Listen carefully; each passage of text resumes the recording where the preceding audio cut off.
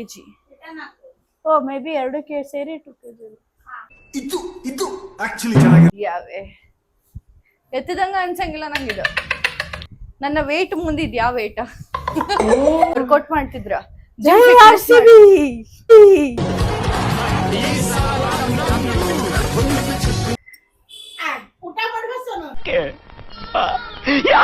ಯಾಕ ಜಿಮ್ ಒಳಗ 170 kg 180 kg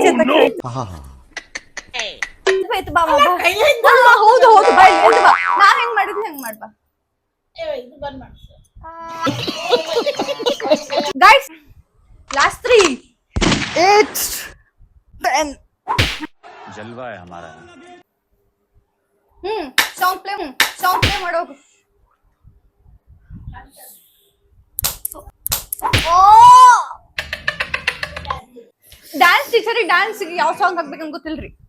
ಪಾಪಾ ಪಪ್ಪ